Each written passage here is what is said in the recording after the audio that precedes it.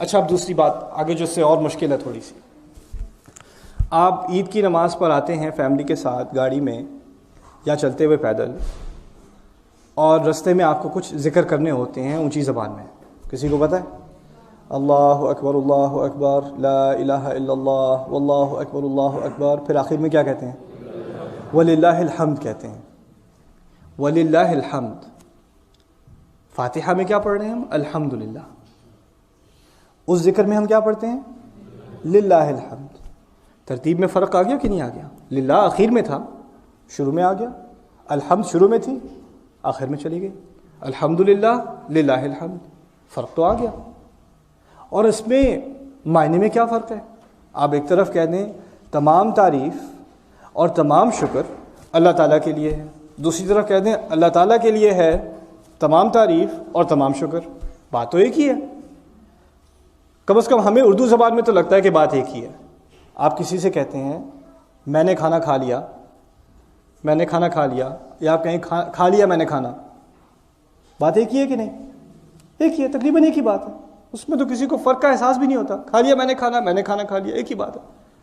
عربی زبان میں اس طرح کی ترتیب بدلنے سے فرق پڑتا ہے. عربی زبان میں الحمدللہ کے معنی جو اب میں نے آپ کو سمجھائے وہ ہیں. للہ الحمد کے معنی ہیں تمام تعریف اور تمام شکر صرف اللہ تعالیٰ کے لیے ہے. اور اس اسلوب میں ایک بات سمجھ میں آتی ہے جیسے کہ اللہ تعالیٰ کہہ رہے ہوں صرف اللہ تعالیٰ کے لیے ہے اور کسی کے لیے ہے ہی نہیں. یہ معنی اس وقت نکلتے ہیں جب آپ الحمدللہ نہ کہیں, کیا کہیں؟ للہ الحمد کہیں. للہ الحمد کہیں تو صرف کا معنی اس میں شامل ہو جاتا ہے. اور صرف کے معنی سے زمین بہت بہت بڑا فرق پڑتا ہے. یعنی کوئی چھوٹی بات نہیں ہے صرف کا اضافہ. ہمارے لیے چھوٹا سا لفظ ہے لیکن معنی میں, مفہوم میں, فلسفے میں بہت فرق پڑتا ہے اس سے. صرف کا لفظ اگر آپ کسی سے بحث کر رہے ہو, کوئی کہے یار تعریف تو ہے اللہ تعالیٰ کے لیے لیکن کچھ تعریف ان بتوں کے لیے بھی تو ہونی چاہیے, کچھ تعریف ہمارے کلچر کی بھی تو ہونی چاہیے, کچھ تعریف ہماری تاریخ کی بھی تو ہونی چاہیے, کچھ تعریف کچھ اور چیزوں کی بھی ہونی چاہیے, اور آپ بحث میں لگے ہوئے ہیں. اب اگر آپ اس بحث میں لگے ہوئے ہیں اور اب اس سے کہیں نہیں تعریف اور شکر اللہ تعالیٰ کے لیے ہے, اگر آپ صرف یہ کہیں تو آپ نے اپنی بات پوری نہیں کی, کیونکہ وہ تو مانتا ہے تعریف اور شکر اللہ تعالیٰ کے لیے. اس کا مسئلہ کس بات سے ہے؟ صرف اللہ تعالیٰ کے لیے ماننے کو تیار نہیں ہے. کہاں تک بات پہنچی تھی؟ ہم نے شروع میں بات کی تھی الثناء للہ, المدح للہ, الشکر للہ اور ان کا فرق. اور یہ بات میں نے آپ کے سامنے ظاہر کرنے کی کوشش کی تھی کہ الحمدللہ میں جو تاثیر ہے, جو فائدہ ہے, جو جمال ہے, جو خوبصورتی ہے, وہ ان باقی اسلوب میں, اسالیب میں نہیں ہے. آپ دوسری طرح سے بات کرنے کی کوشش کریں گے تو شاید کچھ نہ کچھ معنی تو آ جائے, لیکن جو بات الحمدللہ میں ہے وہ ان میں نہیں ہے. اچھا تھوڑی آگے اور بات کرتے ہیں. آپ لوگ اکثریت آپ کی کسی نہ کسی خطبے میں تو بیٹھے ہوں گے یا شروع میں خطبے کے. زیادہ تر لوگوں کی ہمارے ہاں دیسیوں میں عادت ہے آدھے خطبے کے بعد آتے ہیں, ہماری اپنی سنتیں ہیں. لیکن جو لوگ شروع میں آتے ہیں خطبے کے, انہوں نے سنا ہوگا ان الحمدللہ. کبھی سنا ہے ان الحمدللہ نحمدہ ونستعینہ ونستغفرہ, رائٹ؟ اچھا اس کلام کے شروع میں ہم لفظ سنتے ہیں ان الحمدللہ, ان, اور ان کے معنی کسی کو پتہ ہے آپ میں سے کسی کو؟ بے شک. اچھا جس ترجمے پہ ہم نے ابھی بحث کیا الحمدللہ تمام تعریف اور تمام شکر اللہ تعالیٰ کے لیے, اب اس میں ایک لفظ کا اضافہ ہو گیا ان, اور ان کے اضافے سے کیا ہوئی بات؟ بے شک تمام تعریف اور تمام شکر اللہ تعالیٰ کے لیے, رائٹ؟ تو اس میں کیا فرق ہے؟ اور یہ بات قرآن میں فاتحہ میں کیوں نہیں ہے؟ یہاں تک کہ ایکچولی قرآن میں کہیں بھی ان الحمدللہ نہیں ہے. ان الحمدللہ اگر ہم کہتے ہیں کہ یہ کلام اتنا بہترین ہے کہ اس میں آپ کسی چیز کا اضافہ کر ہی نہیں سکتے, تو یہ بات کیا ہے کہ خطیب تو انا کہتا ہے, ہم نہیں کہتے, فاتحہ میں نہیں کہتے. کیا فرق پڑتا اگر کہتے تو؟ اور کیوں نہیں کہہ سکتے؟ کلام میں کیا کمی رہ جائے گی اگر کہہ دیں گے تو؟ میرے نزدیک لگتا تو ایسے ہے جیسے اگر انا کہیں تو بعد میں اور تاثیر ہوگی اور اب طاقتور کلام ہوگا اور پرزور کلام ہوگا اگر آپ کہیں بے شک تمام تعریف اور تمام شکر اللہ تعالیٰ کے لیے. تو فرق کیا پڑا پھر؟ اس کو سمجھنے کے لیے عربی زبان کا ایک قاعدہ سمجھنا ضروری ہے, جس میں اہل لغت نے زبان کو دو حصوں میں تقسیم کیا ہے. کہتے ہیں کہ عربی جملہ یا تو خبری ہے یا انشائی ہے. دو الفاظ استعمال کرتے ہیں یہ, یا تو خبری ہے, دوسرا لفظ کیا تھا؟ انشائی ہے. خبری کے معنی ہیں کہ آپ کسی کو کسی چیز کے بارے میں بتا رہے ہیں، آپ انفارمیشن دے رہے ہیں، آپ کسی کو انفارم کر رہے ہیں، کسی کو خبر دے رہے ہیں، کسی کو کوئی ایسی بات بتا رہے ہیں جس کو پتہ نہ ہو، ٹھیک ہے، یا کسی کو یاد دہانی کرا رہے ہیں۔ جہاں تک خبر دینے کا تعلق ہے وہ کلام خبری ہوتا ہے، خبری ہوتا ہے۔ پھر ایک اور طرح کا کلام ہے جس میں صرف آپ کے دماغ، آپ کے دل میں کوئی احساس ہے اور وہ احساس آپ کی زبان پر آ گیا، آپ کسی کو خبر نہیں دے رہے، صرف اپنے احساسات کو آپ زبان پر لا رہے ہیں، اس کلام کو انشائی کہا جاتا ہے۔ میں آپ کو اس کی مثال دیتا ہوں۔ آپ کو کسی نے کال کی اور آپ فون کر رہے ہیں اپنے کیا نام فرض کریں بیٹے کو فون کر رہے ہیں، بیٹا کالج گیا ہوا ہے، بیٹے کو فون کر رہے ہیں، اٹھا نہیں رہا، وائس میل پہ جا رہا ہے بار بار بار بار بار بار 2-3 گھنٹے بعد کال اس نے اٹھا لی، امی سوری وہ کلاس میں تھا، تو پہلے الفاظ آپ کے جو زبان سے نکلے، فرض کریں نکلے الحمدللہ، الحمدللہ۔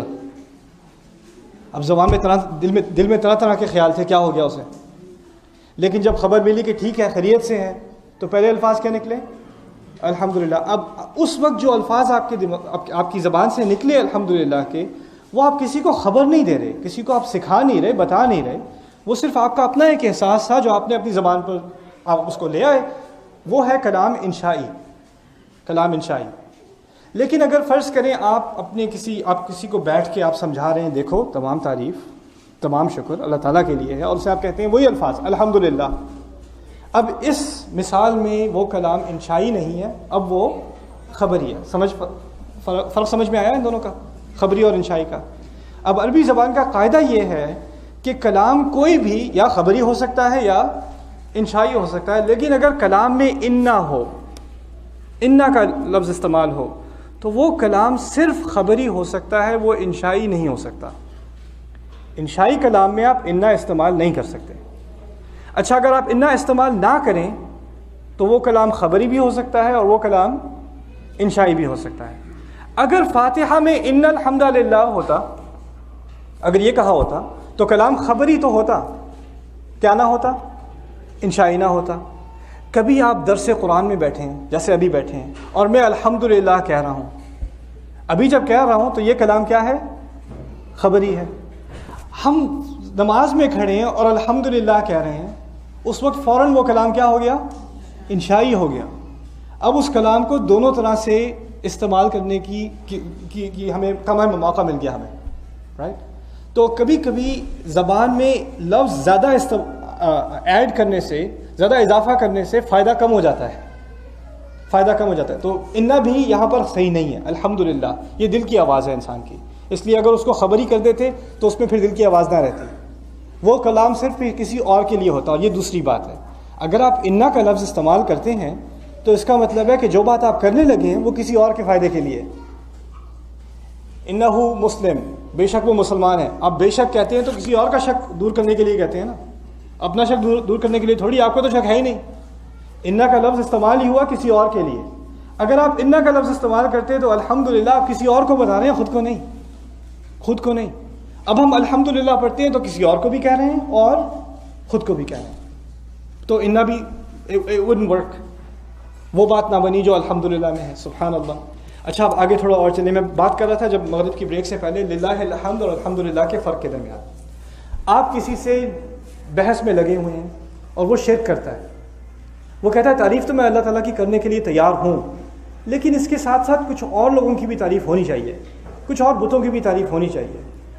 اس شخص سے الحمدللہ کہنا کافی نہیں ہے، کیونکہ الحمدللہ کو وہ مانتا ہے، کس بات کو نہیں مانتا، للہ الحمد کو نہیں مانتا۔ للہ الحمد میں کیا معنی نکلے آپ کو یاد ہے، صرف ماننے کو وہ تیار نہیں ہے۔ صرف کا لفظ آپ اس وقت استعمال کریں گے جب آپ کسی سے بحث میں لگیں، خاص کر الحمدللہ کے لیے، کیونکہ آپ کسی کو کہہ رہے ہیں دیکھو تمہارا نظریہ غلط ہے، ہم تو کر رہے ہو لیکن صرف اللہ کی نہیں کر رہے، مجھے تمہیں صحیح کرنے کی ضرورت ہے، تمہاری اصلاح کی ضرورت ہے، تو میں تم سے کہوں گا للہ الحمد۔ اب دیکھیں، ہم عید کی نماز پہ کہتے ہیں للہ الحمد، آہستہ سے کہتے ہیں زور سے کہتے ہیں؟ زور سے اس لیے کہتے ہیں کہ اور کوئی جو کسی اور کی حمد کر رہا ہو اس کو بھی سنائی دے کہ ہم صرف اللہ تعالیٰ کی ہے۔ اور یہ الفاظ ہمیں کب ملے؟ یہ ہمیں اس وقت ملے جب فتح مکہ کے موقع پر مسلمانوں نے عید جب بنائی، بت توڑے، ہر جگہ بت ٹوٹے پڑے، وہی بت جو سینکڑوں سال سے جو مشرک ہیں عرب کے ان کی عبادت کیا کرتے تھے. اور اب آپ سنیں پورے لاکھوں لوگ اس ایک گونج میں کہہ رہے ہیں اللہ اکبر اللہ اکبر لا الہ الا اللہ اللہ اکبر اللہ اکبر. پھر کیا کہتے ہیں وَلِلَّهِ. آج تو للہ الحمد ہوا نا, للہ الحمد.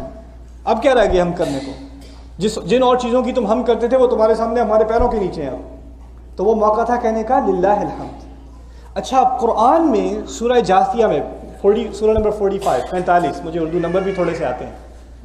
سورہ نمبر 45 اوکے, آیت نمبر مجھے یاد نہیں کون سی ہے, لیکن آخر میں بالکل آخر میں سورہ جاثیہ کے للہ الحمد للہ الحمد رب السماوات و رب الارض رب العالمین. الفاظ للہ الحمد قرآن میں بھی ہیں, فاتحہ میں نہیں ہے.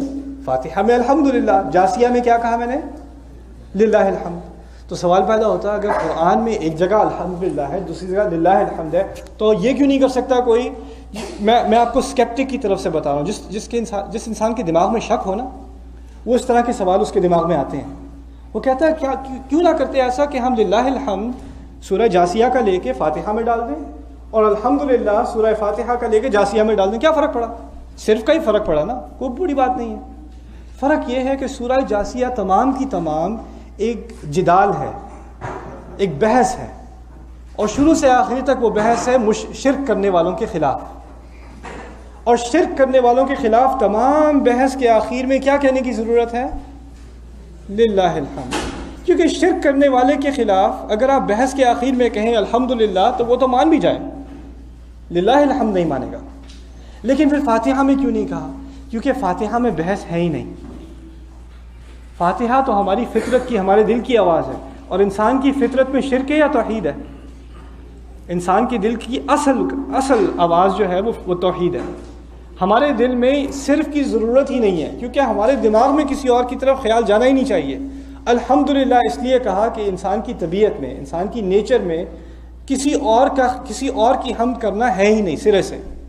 اور کیونکہ یہ فاتحہ اس کو کہتے ہیں سورۃ الفطرہ, ہماری فطرت کی آواز, ہماری فطرت کی, ہماری طبیعت کی آواز. ہماری طبیعت میں صرف کی ضرورت ہی نہیں ہے. الحمدللہ as a matter of fact. اور ہوگا کیا؟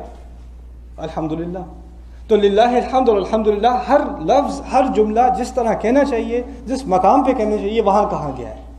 اور اس کو آپ ہٹانے کی کوشش بھی کرنے وہ بات نہیں بنے گی جو دوسری طرح بنتی ہے. تو یہ فرق تھا للہ الحمد اور الحمدللہ کا. اب آگے تھوڑا چلیں. الحمدللہ, الحمد میں پہلا لفظ ہے ال کا ترجمہ نہیں ہوتا ہے. ال کے عربی میں بہت سارے فوائد ہیں, جو اہل لغت ہیں ان کے یہاں کم از کم 4 اس کے معنی نکلتے ہیں ال کے. ابھی میں اس بارے میں آپ سے بحث نہیں کرنے لگا, لیکن ایک ان میں سے معنی لام الاستغراق جسے کہتے ہیں, اس کا معنی یہ ہے کہ تمام تر حمد اللہ تعالیٰ کے لیے. اگر ال نکال دیں کلام میں سے, اگر آپ کہیں حمدن للہ, حمدن للہ, هذا يمكن في العربية كنت أتحدث في العربية سوری, عادتاً عربی نکل آتی ہے کبھی کبھی زبان سے. یہ ممکن تو ہے عربی میں کہ آپ ال نکال دیں, لیکن پھر معنی پہ پھر فرق پڑ جاتا ہے. فرق یہ پڑتا ہے کچھ حمد اللہ تعالیٰ کے لیے ہے. اگر ال نہ ہو وہاں تو معنی یہ ہوتا ہے کچھ حمد اللہ تعالیٰ کے لیے, تو اٹس ناٹ اپروپریٹ, یہ تو اللہ تعالیٰ کے لیے مناسب ہی نہیں کہنا حمدللہ. تو ال بھی لازمی ہے, ال کو بھی نہیں ہٹا سکتے. اچھا آگے چلے حمدن للہ اور الحمدہ للہ. ہم پڑھتے ہیں الحمدو للہ, پیش ڈالتے ہیں نا آخر میں. اگر زبر ڈال دیں, فرض کریں زبر ڈال دی, یا تو لام ہٹا کے زبر ڈال دی حمدن للہ, یا لام رکھا بھی اور زبر ڈال دی الحمدہ للہ, پھر کیا فرق پڑا؟ اس فرق کو میں تقریباً 10-15 منٹ بعد آپ کو سمجھاؤں گا کہ اس کے لیے تھوڑی ایکسپلینیشن کی ضرورت ہے. تھوڑی مجھے آپ کو کچھ اور چیزیں سمجھانی پڑیں گی, پھر آپ سمجھیں گے یہ زبر زیر سے کیا فرق پڑتا ہے. پہلی بات سمجھنے کی یہ ہے, اچھا یہ انگریزی میں میرے لیے اور آسان ہے. there are verbs and there are nouns, right? افعال اور اسماء. اردو میں بھی فعل کا لفظ استعمال کرتے ہیں, لیکن پتہ نہیں کتنا عرصہ ہو گیا آپ نے کبھی اردو گرامر پڑھی بھی ہوگی کہ نہیں, اب تو آپ توبہ کر چکے ان باتوں سے. لیکن ایک ہوتا ہے فعل, اردو میں بات کریں, فعل تو عربی ہوگی نا, فعل. ایک ہوتا ہے فعل, ایک ہوتا ہے اسم. فعل میں ہوتا ہے ماضی اور حال اور مستقبل. مستقبل اردو میں کہتے ہیں, مستقبل عربی میں کہتے ہیں. ماضی حال مستقبل, ٹھیک ہے. اچھا اگر میں آپ سے کہوں میں نے کھانا کھایا ہو گیا فعل, میں کیا ہوا؟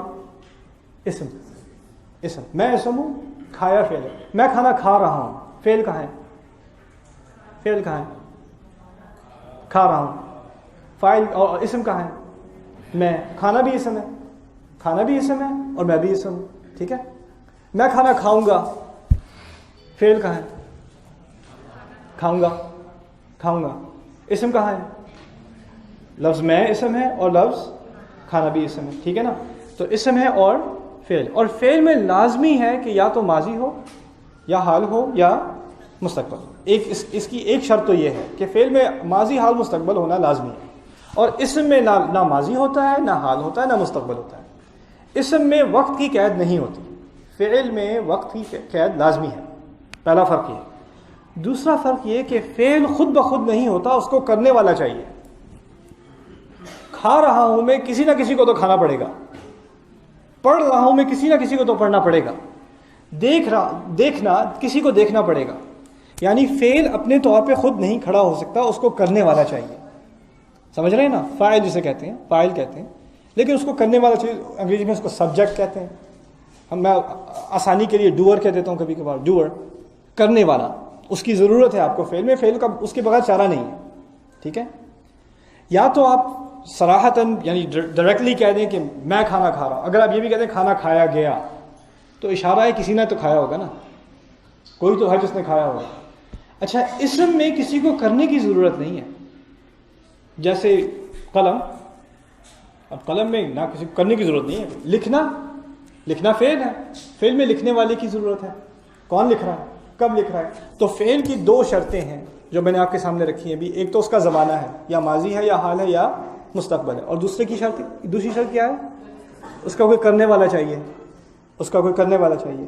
اچھا، جب ہم کہتے ہیں الحمدللہ، الحمد تعریف اور شکر، سوال میرا آپ سے یہ ہے کہ الحمد کا لفظ اسم ہے یا فعل ہے؟ مشکل سوال ہے، پتہ ہے مجھے مشکل سوال ہے، تھوڑا سوچیں اس بارے میں. الحمد ترجمہ کیا تھا؟ تعریف اور شکر اللہ تعالیٰ کے لیے. تعریف اور شکر فعل ہوا یا اسم ہوا؟ فعل ہوا. فعل کی کیا شرط تھی؟ کچھ یاد ہے فعل کی شرط کیا تھی؟ زمانہ ہونا چاہیے. تعریف کا کوئی زمانہ ہے؟ تعریف کا تو کوئی زمانہ نہیں. تعریف کرنا اور چیز ہے. تعریف بذات خود تعریف ایک نظریہ ہے، ایک فکر ہے. تعریف اس میں نہ کوئی زمانہ ہے، اور تعریف کرنے والا بھی کسی کا کوئی ذکر نہیں. الحمدللہ جو ہم نے کہا تمام تعریف اللہ کے لیے. اگر میں آپ سے کہوں یہ گاڑی میرے لیے تو کیا گاڑی فعل ہو گئی؟ نہیں. میں کہوں یہ مسئلہ آپ کے لیے ہے، تو مسئلہ کیا ہوا؟ اسم ہوا یا فعل ہوا؟ اب بتائیں. اسم ہوا نا. اب سوال پیدا ہوتا ہے کہ اگر فعل استعمال کرتے تو کیا فرق پڑتا؟ اگر یہ کہہ دیتے احمد اللہ، عربی میں کہتے ہیں احمد اللہ، میں نے اللہ کی حمد کی، میں اللہ کی حمد کرتا ہوں. آپ دیکھتے ہیں نا کہ فاتحہ کے درمیان میں ایاک نعبد پڑھتے ہیں نا. ہم آپ کی عبادت کرتے ہیں، ہم تیری عبادت کرتے ہیں، ہم دعویٰ کرتے ہیں. فعل استعمال ہوا ہے، تو شروع میں فعل کیوں نہیں استعمال کر دیا؟ ہم اللہ تعالیٰ کی حمد کرتے ہیں، ہم اللہ تعالیٰ کی تعریف کرتے ہیں، ہم اللہ تعالیٰ کا شکر ادا کرتے ہیں. ہمیں نکال دیا کلام سے. اللہ تعالیٰ کے لیے حمد ہے. فرق کیا پڑا؟ اگر میں کہوں میں حمد کرتا ہوں، یا ہم سب اکٹھے کہیں ہم حمد کرتے ہیں، تو پہلا مسئلہ یہ ہوا کہ فعل میں یا تو ماضی ہوتا ہے یا حال ہوتا ہے یا مستقبل ہوتا ہے. اس کا معنی یہ ہے کہ فعل ہمیشہ کے لیے نہیں ہوتا. فعل ہمیشہ کے لیے ہو نہیں سکتا. آپ کھانا کھا رہے ہیں، ہمیشہ کے لیے نہیں کھا رہے. آپ کچھ لکھ رہے ہیں، ہمیشہ کے لیے نہیں لکھ رہے. ممکن نہیں. تو اگر ہم کہہ دیتے کہ ہم حمد کرتے ہیں، تو فعل خود یعنی حمد خود عارضی ہو جاتی، ٹیمپرری ہو جاتی. کیونکہ ہم کتنا عرصہ رہیں گے اس دنیا میں، اور اگر ہم ہر سانس بھی حمد کرتے رہتے تو کتنی سال حمد ہو جاتی. اچھا، اسم میں کیا فرق تھا؟ اسم میں نہ ماضی ہوتا ہے، نہ حال ہوتا ہے، نہ مستقبل ہوتا ہے. اس کا معنی یہ ہوا کہ اسم میں ہمیشگی ہوتی ہے.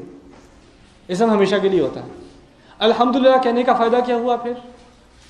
کہ یہ حمد ہمیشہ کے لیے ہے، شروع سے ہے آخر تک رہے گی. تم ہو نہ ہو، میں ہوں نہ ہو، حمد رہے گی.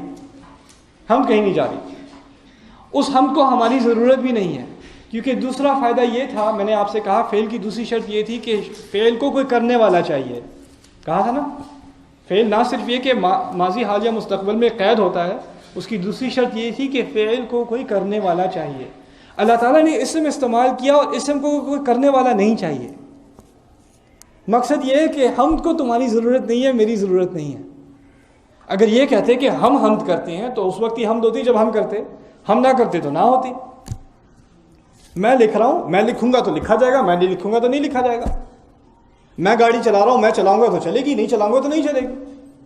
اللہ تعالیٰ نے ہمیں اس تمام تصویر سے ہمیں نکال دیا، کیونکہ حمد ہمارے لیے ہم پر ڈیپینڈ ہی نہیں کرتی، اس کا دار و مدار ہم پر نہیں ہے. یہ ہے الحمدللہ. اگر میں اور دوسری بات یہ بھی بتا دوں کہ فاعل کرنے والا کتنے کرنے والے ہوں گے. اگر میں کہہ دوں ہم حمد کر رہے ہیں، اس کمرے میں جو لوگ ہیں یا اس ریکارڈنگ کو جو لوگ دیکھیں گے کتنے لوگ ہو جائیں گے؟ کیا صرف ہم ہی ہیں جو حمد کر رہے ہیں؟ کیا اور بھی لوگ ہیں جو حمد کرتے ہیں؟ کیا اور مخلوق اور ہے جو حمد کرتی ہے؟ کیا صرف اس دنیا میں ہی مخلوق ہے جو حمد کرتی ہے؟ کیا صرف اس آسمان میں جہاں تک ہمیں نظر آتا ہے وہیں تک حمد ہے؟ یا اس تمام دیکھی کائنات میں ہی صرف حمد ہے، یا کیا غیب میں بھی کوئی حمد ہوتی ہے؟ اگر ہم حمد میں کسی ایک کو کہہ دیں یہ کرنے والا ہے تو پھر باقیوں کو تو ذکر ہی نہیں ہونا، باقی تو سب میں سو گئے. الحمدللہ میں کسی کو نہیں چھوڑا. حمد اللہ تعالیٰ کے لیے ہے. پوری کائنات حمد کر رہی ہو تب بھی ہے، کوئی کائنات میں باقی نہ رہے کرنے والا تب بھی ہے الحمدللہ. سبحان اللہ، ما اعجب هذا الکلام، کیا عجیب کلام ہے.